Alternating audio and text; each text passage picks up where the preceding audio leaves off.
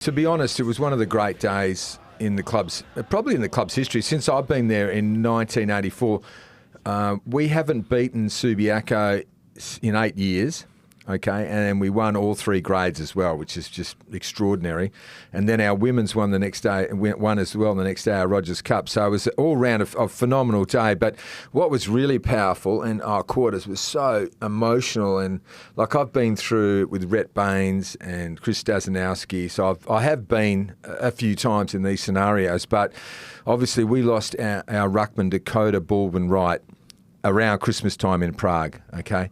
And his family ever since have been just so bereft and so, just destroyed by what happened to their beautiful son. He was so well loved, so respected at the club. So it was a massive build-up for us. We've had counselling, we've had the actual tribute ceremony / funeral at the club in the lead up to the game, the months before.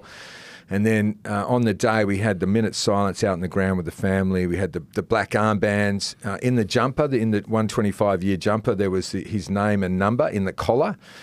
And we've retired his jumper indefinitely, number 19. Family upstairs in the president's luncheon, presented with his jumper. They spoke, and just your heart was breaking when you could just see Rita, his mum, Rita Baldwin, just how profoundly affected she was. And Greg, who's a farmer who runs the track up there in Mora, is the racetrack guy.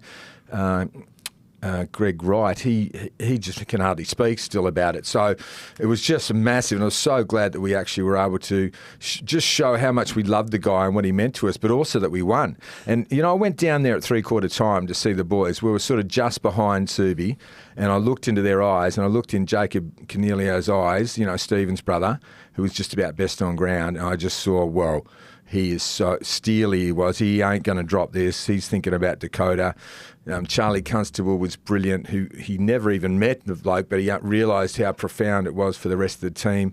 Connor Singh, his best friend who he lived with, sensational. Corey Byrne just dug deep. He was crying after the match because the parents came into the room after the game. I saw that for the song. Oh, in the team song. Joined us in the team song, and then his number 19 jumper, I don't know where it came from, was put into the middle of the circle, and they sang the song around the jumper. Mate, I'm getting emotional just talking about it because it's to see how touched his mum was, and that maybe, just maybe, those parents got some solace for a moment, or some freedom, or some little happiness in their world, because everything's been so dark since they lost their son. They just absolutely devastated.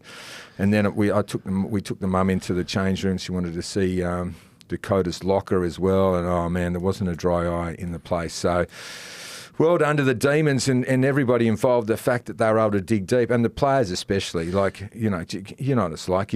Sometimes you can overcook it and you get too fired up and it actually backfires. Somehow they handled it, and they were not – the smothers in the last quarter, the competitive ball was incredible. Just there's no way they were going to drop. So number 19, you actually had a 19th man on the field, no doubt. Exactly. Actually, that's very true, my friend. And dare I say it, former runner of the Perth Footy Club, who is also a friend of Dakota's, and my great mate Simon Jenkins, who's now up there in heaven with Dakota. Jenksy would have loved the occasion as well. Oh, mate, you're making me cry. Yeah. Seriously, it was so profound. I reckon it was the most powerful emotional thing I've ever been associated with at the Perth Footy Club. And, I've been there since 1984. So, well done. Let's just say we can roll on. To the Perth Footy Club, and congratulations on the win, and sets you up, it's round one, but sets you up for the season ahead. We're coming, there's no doubt. Why not us? Why not us? We haven't won since 77, and,